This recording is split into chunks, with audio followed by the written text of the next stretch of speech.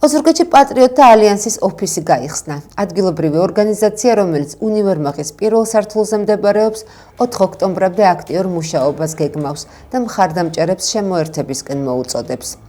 როგორც პარტიული სიის პირველი ნომერი და სოფელ მერიის მაჟორიტარობის კანდიდატი მინდია კეჭაყმაძე ამბობს, მუნიციპალიტეტისთვის მნიშვნელოვანი გეგმები აქვთ განსახორციელებელი. ჩვენ განსაკუთრებული პროგრამა გვაქვს ის, რომ ძირითად აქცენტს ვაკეთებთ, რომ ადამიანები, რომლებიც ხელმოკლედ ცხოვრობენ, ადამიანები, რომლებიც სოციალურად დაუცველი არიან ვეტერანები, ასევე არიან ისეთი ადამიანები, რომლებსაც სახკარი არ გააჩნიათ, ეტაპობრივად ჩვენ მუნიციპალური ბიუჯეტიდან ამათ სახლებს შეუძენთ, ბინებს შეუძენთ, ამას ბიუჯეტიდან რა თქმა უნდა, ადგილობრივი ბიუჯეტიდან მით უმეტეს ამას გარანტიას გაძლევთ, იმიტომ რომ 46 მილიონითაა გაზრდილი. დღეს ოზურგეთის ბიუჯეტი არის 90,700,000, ეს ძალიან დიდი ციფრია და ამ თანხებს მე ვფიქრობ, ჩვენ რომ ფრაქციას ჩამოვაყალიბებთ ადგილობრივ საკრებულოში, ჩვენ ვეცდებით, რომ ეს თანხები დაიხარჯოს მიზან მიმართულად და ასევე პირდებით ჩემს სოფელს, რომ იქ ნებისმიერი პროგრამა, რაც განხორციელდება, სულ ყველას აბსოლუტურად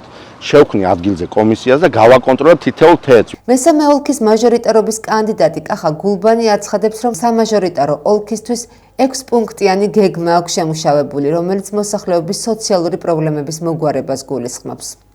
ჩემი მაჟორიტარობის გამარჯვების შემთხვევაში მე ჩამოვაყალიბე 6 პუნქტიანი გეგმა, რომელიც მე დიდი სურვილი მაქვს, რა თქმა უნდა, ჩემს ძვირფას ოზურგეთლებთან ერთად გავაკეთო. მე პირადად დავეხმარები და კვეთში დაუდგები. ესენი არიან მრავალშვილიანები, ვეტერანები, შეზღუდული შესაძლებლობის მქონე პირები, სოციალურად დაუცველი, სტიქით დაზარალებული და ხელმოკლე ოჯახები. ეტაპობრივად უნდა დაკმაყოფილდეს და გადაეცეს საცხოვრისი ბინები, რა თქმა უნდა, უფასოდ.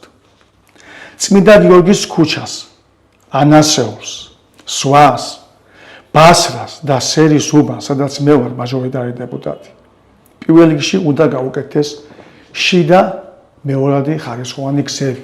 უბნებში უნდა გაკეთდეს მოსაცდელები ქუჩებზე და დაინიშნოს აუცილებლად ტრანსპორტი.